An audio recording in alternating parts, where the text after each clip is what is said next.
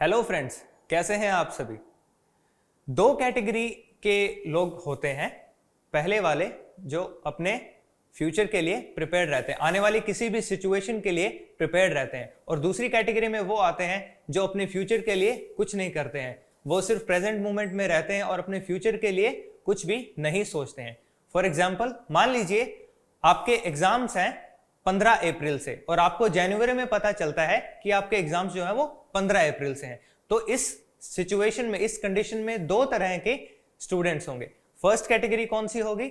जो स्टूडेंट्स जनवरी से ही अपने एग्जाम के लिए प्रिपेयर करना स्टार्ट करेंगे, और दूसरी कैटेगरी में वो स्टूडेंट्स होंगे जो कल पे बात को टालते रहेंगे और एन वक्त पे एग्जाम्स के टाइम वो ट्यूशंस लेंगे और एन वक्त पे वो प्रिपेयर करना स्टार्ट करेंगे। और रिजल्ट तो आपको पता ही है, फर्स्ट कैटेगरी के स्टूडेंट्स अच्छा परफॉर्म कर पाते हैं, जबकि सेकंड कैटेगरी के स्टूडेंट्स जो हैं वो उतना अच्छा परफॉर्म नहीं कर पाते हैं। तो ऐसी ही एक इसी कहानी के बेस्ड पर एक ऐसी अपनी पोइम है, the ant and the cricket. Ant यानी चींटी और क्रिकेट का मतलब होता है झिंगुर। आपने झिंगुर देखा होगा। इसे अडेप्ट किया गया, यानी एसोप्स फेबल में से। अडेप्ट का मतलब होता है कहीं से लेना, एसोप्स फेबल में से। तो एसोप कौन है और फेबल क्या है, ये हम जानेंगे। पहले हम जान लेते हैं एसोप के बारे में। एसोप जो है वो ग्रीस से थे। इनका जन्म 620 बीसीई। बीसीई का मतलब है बिफोर कॉमन एरा। इनका जन्म 620 बीसीई से 564 बीसीई में हुआ। इन्होंने फेबल्स लिखी। फेबल क्या होती है ये भी हमें जानना है। चलिए ये जानते हैं, और इस चैप्टर का जो इंट्रोडक्शन है वो भी जानते हैं। तो चलिए इंट्रोडक्शन देखते हैं। A fable is a story often with animals as characters that conveys a moral. तो यहां हमें बताया जा रहा है कि एक फेबल क्या होती है। फेबल एक ऐसी कहानी होती है जिसमें कैरेक्टर्स जो हैं वो एनिमल होते हैं और एक मॉरल मैसेज देती है, वो हमें एक नैतिक संदेश देती है। This poem about an ant and a cricket contains an idea of far-reaching significance. ये जो poem है The Ant and a Cricket, ये इसमें एक बहुत ही important message दिया गया है, which is as true of a four-legged cricket as of a two-legged one. इसका मतलब क्या है कि वह उतना ही सच है जितना एक 4 पैरों वाले क्रिकेट के लिए और 2 पैरों वाले के लिए। यहां 2 पैरों वाले क्रिकेट का जो कंपैरिजन है वो ह्यूमन से किया गया है। कैसे किया गया है वो हम इस पोएम में पढ़ने के बाद पता लगाएंगे। You have seen a cricket that has 2 legs। इसके बाद ये कह रहे हैं कि आपने जरूर देखा होगा एक क्रिकेट जिसके 2 पैर होते हैं। हम जानेंगे इसके बाद कि कैसे 2 पैर वाले क्रिकेट ह्यूमंस को बोला गया है। चलिए एक्सप्लेनेशन की तरफ बढ़ते हैं।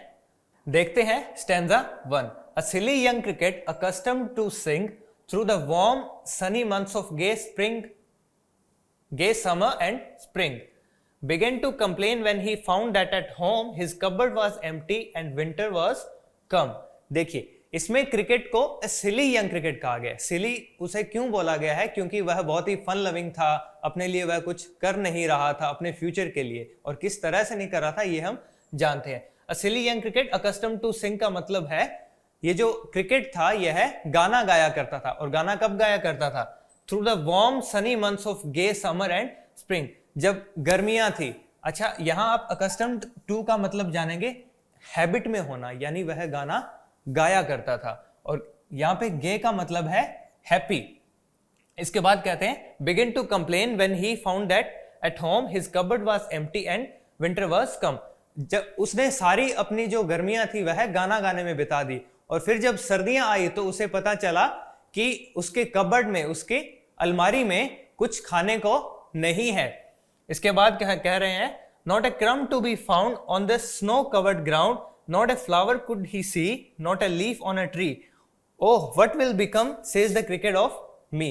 अब देखिए, अब होता क्या है कि उसका जो कबर्ड है वो एम्प्टी होता है, उसमें एक भी क्रम जो है वो खाने के लिए नहीं होता। अच्छा, क्रम का मतलब क्या है? क्रम का मतलब होता है हम जब कुछ खाने की चीज का जो टुकड़ा होता है उसे हम बोलते हैं क्रम। मेनली इसे ब्रेड के छोटे टुकड़े के लिए बोला जाता है। तो जब क्रिकेट गाना गा रहा था, अब जब ठंड आ चुकी है तो वह देखता है कि उसके कबर्ड में कुछ भी नहीं है और ठंड में क्या होता है कि ग्राउंड कवर हो जाता है पूरा स्नो से, पेड़ों पे उसे ना तो पत्ते दिखते हैं और ना ही कुछ फूल वगैरह जिसे वह खाकर अपना गुजारा कर सके। ओह what will become of me says the cricket. Okay, इसके बाद क्रिकेट कहते हैं कि मेरा क्या होगा, वह टेंशन में आ जाते हैं, वह वरीड हो जाता है कि अब वह कहीं भूख से मर ना जाए कहीं। चलिए नेक्स्ट आंसर देखते हैं। Oh what will become says the cricket of me, at last by starvation and famine made bold, all dripping with wet and all trembling with cold. अब लास्ट में होता क्या है कि उसे बहुत ज्यादा भूख लगती है और उसके पास खाने को भी कुछ नहीं होता, ऊपर से ठंड पड़ रही है, ठंड में जो बर्फ जो उसके ऊपर गिरती है तो वो पिघलेगी तो सही गिरती है, और उससे क्या होता है वो गीला हो जाता है और उसे बहुत ज्यादा ठंड लगती है और वह कांपने लग जाता है। यहां हम देखेंगे कि स्टार्वेशन का मतलब है भूख और फेमाइन का मतलब क्या होता है, खाने की वस्तुओं की जो कमी होती है उसे हम क्या बोलते हैं, फेमाइन बोलते हैं। अच्छा, ड्रिपिंग का मतलब होता है वह गीला हो जाता है, उससे बूंद बूंद करके पानी टपकने लगता है। All trembling with cold, tremble का मतलब होता है कांपना, तो वह ठंड से कांपने लगता है। इसके बाद क्या कह रहे हैं, away he set off to a miserly ant. अब होता क्या है कि वह एक माइजरली एंट के पास चला जाता है। अच्छा, माइजरली का मतलब क्या होता है, कंजूस। अब एंट को कंजूस क्यों कहा गया है वो हम अभी आगे देखेंगे। To see if to keep him alive he would grant him shelter from rain and a mouth full of grain. वह एंट के पास जाता है और कहता है कि क्या, वह देखने जाता है कि क्या एंट उसे कुछ खाने को दे देगी और उसे रहने के लिए छत भी। इसका मतलब क्या है हम थोड़ा जानते हैं। To see if to keep him alive यानी उसे जिंदा रखने के लिए क्या वह उसे कुछ देगी, क्या, शेल्टर। शेल्टर का मतलब क्या होता है, सर छुपाने के लिए जो जगह होती है, मतलब कुछ देर कुछ प्रोटेक्शन के बैड वेदर से। And a mouth full of grain, और खाने को कुछ दे देगी। he wished only to borrow, he would repay it tomorrow, if not he must die of starvation and sorrow। अब वह एंड से जाकर कहता है कि वह वापस मैं तुम्हें वापस दे दूंगा, सिर्फ वह उधार लेने जाता है। अच्छा, बोरो का मतलब क्या होता है, उधार लेना। ये कहता है कि वह इच्छा रखता है कि वह बोरो करेगा, उससे उधार लेगा और कल उसे वापस कर देगा, और अगर एंट ऐसा नहीं करती है तो वो क्या होगा, स्टार्वेशन से मर जाएगा। स्टार्वेशन यानी भूख से। इसके बाद हम देखते हैं, says the ant to the cricket, I am your servant and friend, but we ants never borrow and we ants never lend.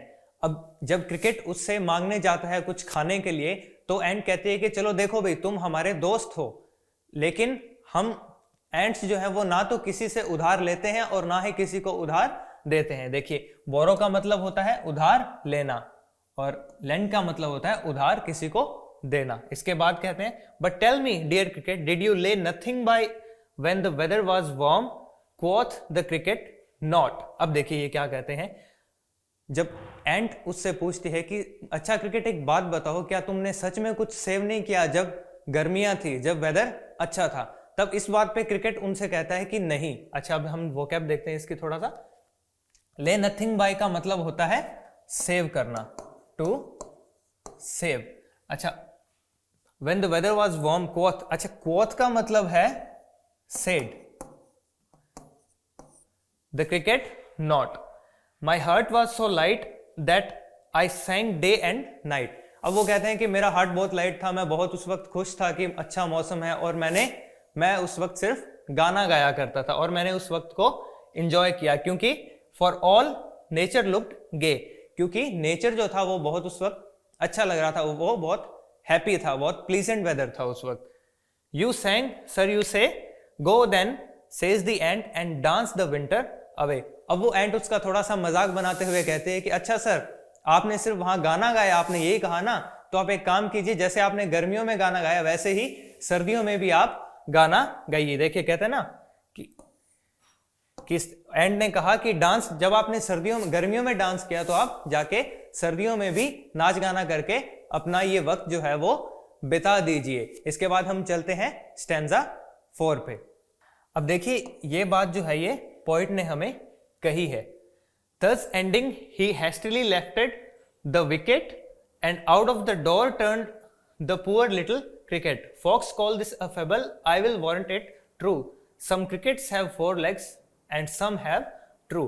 अब क्या होता है कि ये जब ये जो कहानी है ये खत्म होने लगती है, तो होता क्या है कि जो एंट होती है उसने क्या किया, जल्दी जल्दी से अपना दरवाजा बंद कर दिया और बेचारे क्रिकेट को अपने घर से बाहर निकाल दिया। इसके बाद पोएट कहते हैं कि folks call this a fable, I will warrant it true. अब देखिए फॉक्स का मतलब होता है पीपल। पोएट कहते हैं कि लोग इसे बस एक फेबल कहते हैं, एक इमेजिनरी, एक काल्पनिक कहानी कहते हैं, लेकिन मैं इस बात की गारंटी दे सकता हूं कि ये एकदम सच है। Some crickets have 4 legs and some have 2। कुछ क्रिकेट्स के 4 पैर होते हैं लेकिन कुछ के 2 पैर भी होते हैं। अच्छा, अब हमें पता चल रहा है कि 2 पैर वाले क्रिकेट किसे कहा गया, हम ह्यूमंस को कहा गया, क्योंकि कुछ ह्यूमंस भी होते हैं जो अपने फ्यूचर के लिए सेव नहीं करते हैं। इसके बाद हम इस चैप्टर के कुछ वोकैबुलरीज देखने जा रहे हैं। तो हमारा पहला वर्ड है अकस्टम टू। अकस्टम टू का मतलब क्या होता है, एडिक्टेड टू, यानी कि जब हमें किसी चीज की आदत हो जाती है उसे हम बोलते, तब हम अकस्टम टू वर्ड यूज करते हैं। जैसे क्रिकेट को थी गाना गाने की। नेक्स्ट वर्ड है क्रम। क्रम का मतलब होता है अ पीस, एक छोटा टुकड़ा किसी के खाने का जो छोटा टुकड़ा होता है उसे हम क्या बोलते हैं, क्रम। मेनली इसे किस रेफरेंस में यूज किया जाता है, ब्रेड का जो छोटा टुकड़ा होता है उसे क्रम बोला जाता है। नेक्स्ट वर्ड है हमारा शेल्टर। शेल्टर का मतलब होता है शरण। मान लीजिए वेदर खराब है और आपको कहीं रुकना है तो उसे हम क्या बोलेंगे, शेल्टर।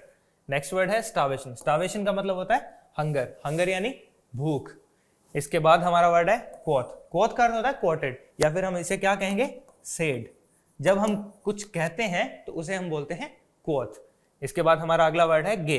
गे का मतलब होता है हैप्पी, जब हम बहुत ही खुश होते हैं और एंजॉय कर रहे होते हैं।